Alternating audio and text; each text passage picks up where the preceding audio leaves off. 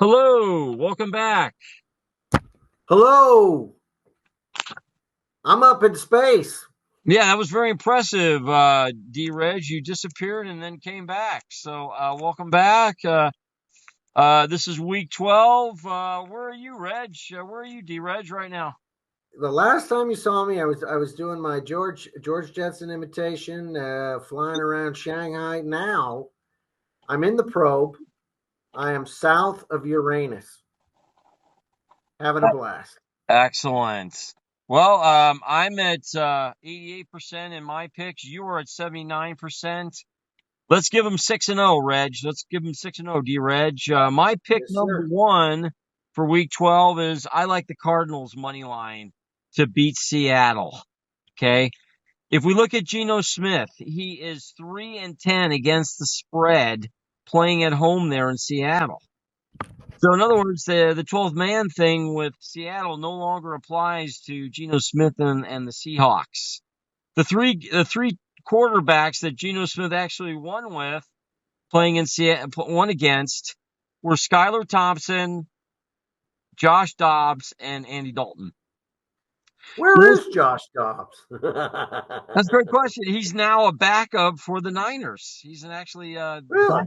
He's like Okay. the third string quarterback for the Niners. Well, I guess Purdy's out this week. Brendan Allen is going to start. Yes, Packers are going to smoke them. That's all I I think got to so say. too. I think so too.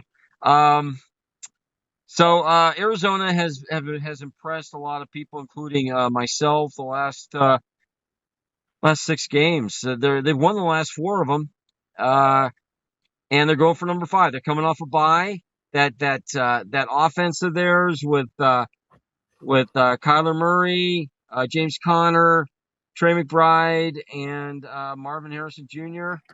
Has impressed. They're doing very well. They're playing very consistently. They've got a very purposeful engagement with their opponents. They're playing really well. That defense has not been heralded, but they should be. They've been playing really well. Buda Baker and the rest of the defensive squad has been playing very well, very consistent.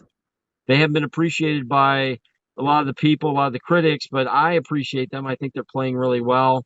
I think they go into Seattle and get the W against a very inconsistent Geno Smith and some a lot of players on Seattle that seem to show lackluster performance in their hometown. So for all those reasons, give me Cardinals money line in my number one pick for Week 12. Very nice. My number one pick is I'm gonna stay local in the D. Lions on a big high, scored 52 points last week. They're playing the Colts. Colts are going to give them a game, but I'm going Lions money line. They're not going to score 52 points, but they will win the game. They're going for home field advantage. So I'm going Lions money line for my pick number one. Excellent. I like that. I like that, D-Reg. For my pick number two, I like the Miami Dolphins to beat the Patriots money line. They're playing in Miami. Miami has been playing with a sense of purpose the last several weeks. I like that defense. I like that pass rush. Here's some stats to convince you. Drake May, the quarterback for New England, has been sacked 17 times in the last 2 weeks. And the Dolphins, per fantasy football stats and also for just overall defensive stats, they're the number one defense in pass rushing. So what that means is Drake May is going to spend a lot of time on the ground this week.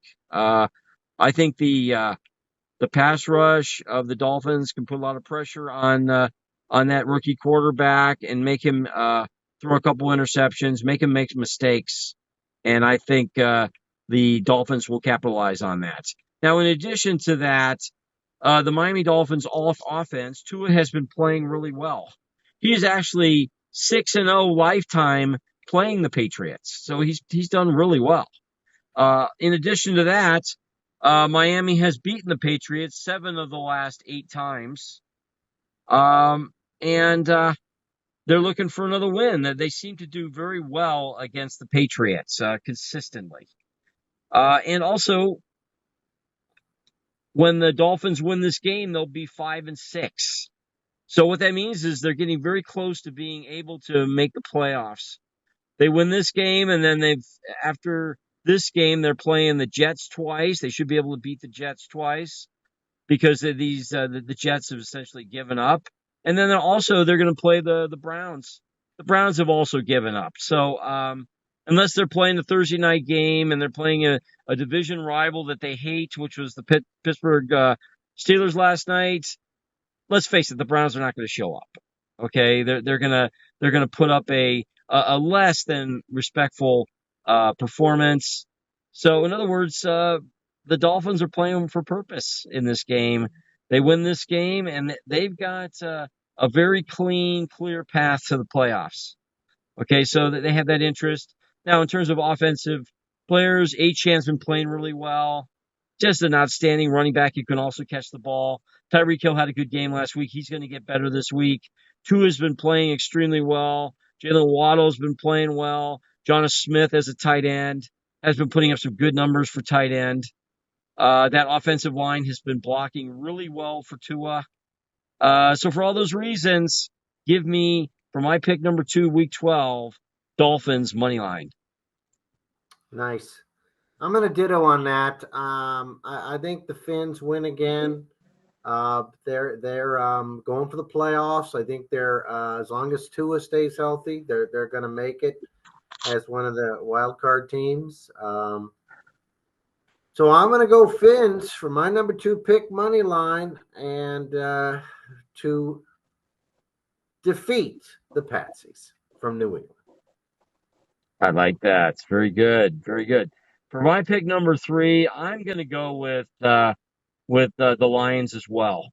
I like the Detroit Lions money line. I don't think they're getting enough respect. A lot of the professionals, the sharps have been throwing the money on the Colts.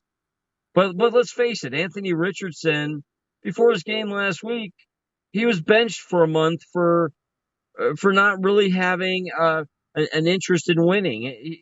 He said to his coaches, "Take me out of the game during the middle of the game." Okay, and then also, so the lack of having the endurance or the interest in playing the whole game.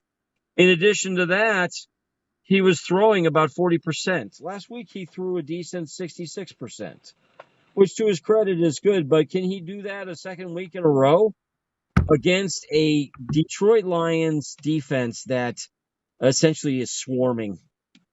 Those defensive players on the Lions are swarming. They're looking to do a strip sack. They're looking to do an interception. They're looking to take over the game on the defense. And as we saw against the Texans, that defense of the Lions was so good. Even though Jared Goff threw 5, he'll do much better on the offensive part of the game. But they had the tenacity, even though Jared Goff threw 5 interceptions, to stay in the game and win the game with a game-winning field goal. Even though your quarterback throws 5 interceptions, they still had the tenacity on defense to stay in the game, to come back, and beat the Texans. Very impressive win. This Lions team is diligent and they're tough. Okay, they're going to the Super Bowl, and let's face it, this is not just a joyride for them. They need this game. They're only one game ahead of the Vikings. Okay, so they need to win all these games. They want to get the division. They want to get home field advantage in the NFC. So this is a stepping stone that they need to keep winning and to maintain an advantage and stay in first place in the NFC in their division. So for all those reasons, give me Lions money line for my number 3 pick. Go Lions. Very nice. Thank My you. number 3 pick, we got a little Jim Beam Black here. We have Jim Beam Black even in space, even near Uranus. Excellent. And I've got my traditional sparkling water Perrier with an essence of lime. I'm going for my 3rd pick, the Washington Redskins. They call them the Commanders. I refuse to call them the Commanders. They're the Redskins. The Redskins are going to soundly defeat the Cowgirls from Dallas. It's obvious that the Dallas Cowgirls should have paid Derrick Henry instead of the often injured and disgraceful Dak Prescott. So I'm going Commanders for my number 3 pick, and go Redskins. That's all I gotta say. I like that, D-Reg. Yeah, the Commanders, they're, bottom line is they had a tough loss against the Eagles, but they put up a lot of good numbers throughout the season. And let's face it, that rush defense for the Cowboys is horrible. I think Brian Robinson, from a fantasy stat standpoint, he's projected to get at least 16 points in fantasy football this week with a full PPR um, format.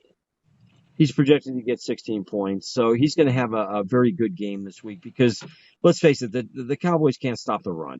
Okay, and in addition to the Cowboys not being able to stop the run, Jaden Daniels has been putting up fantastic numbers on offense. From a fantasy standpoint, full PPR, he's supposed to get 22.5 fantasy points this week. So he's projected to play really well this week. Uh, I like that Washington defense. And offense. They've consistently shown that they're a very high quality team. Dan Quinn has created a team that's very consistent, very solid. Cliff Kingsbury has been doing the offensive coordinator, um, spot for the Commanders, and he's been given that rookie quarterback Jaden Daniels just a wonderful rapport of different plays to run. They're not predictable. They're exciting. They're a high offense team against a Cowboys team that essentially is going with a very average backup quarterback and a defense that seems to have lost interest. In addition to that, they have injuries. CeeDee Lamb doesn't look like he's playing at full throttle. He's actually playing like a prima donna. He's acting like he's acting like the pass to him has to be perfect or he's not going to try. That's essentially CeeDee Lamb's current attitude. He just needs to get another tattoo, make him feel better. Yeah, exactly. It's not that he's the highest paid receiver in the game. He's being a prima donna in terms of what passes he'll catch. If it's behind him, he won't catch it. Okay, not very impressive. And then Cooper Rush. Let's face it. He's not as good as Dak Prescott. Even if Dallas was playing with Dak Prescott, they'd probably lose this game. Okay, that's how bad Dallas has been playing this year, even with Dak Prescott when he was healthy. So I like that pick. Give me the Commanders money line. I like that one too. Okay, so Reg, let's wrap it up.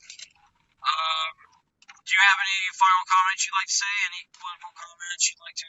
No, I'm going to continue orbiting Uranus, and I'll look forward to seeing you all in the winner's circle on Sunday. Excellent. I like that. Let's go for 6-0. As we talked about, D-Reg and I, we want you to have winning parlays. So go with our picks. Sometimes we have ones that are the same, but you can take three of our picks, any three, and put them in a parlay, and money line, and you win. You win big this week, and it feels good. If you pick any of our picks, that's going to at least double your money. Okay, which is a nice thing to do in a parlay. Those are good thoughts, Sporty Paul. It's like, forget about the points. Just pick the winning team. Don't bet on bad teams. Just don't bet on bad teams. Otherwise, it's your own fault. Exactly. And then the other thing is, you can take those picks that we have and put them in street bets too. You're not going to get 90, 100, 120% profit, but you don't need that. The picks that D-Reg and I just gave you, you can win anywhere from like 20 to about 60% profit, 60, 70% profit. with just a straight pick. Go money line though, as Reg and I are saying. Don't give anybody any points. Go money line. You're picking the team. You don't want to increase the number of variables. You want to minimize the number of variables and go with variables you can count on. D-Reg and I have given you outstanding statistics and information, intel to help you make those decisions. So have a great week. We'll see you at the winning ticket line at the casino, either in Vegas or Reno or online. We'll see you in that winning ticket line. Have a great week. Bye from Uranus. All right, hey D-Reg, be safe, okay? We love you, man. I will. I got my one hand on it. I'm driving. I'm orbiting with my left arm, but I'm doing good. I've only seen 2 cops up here.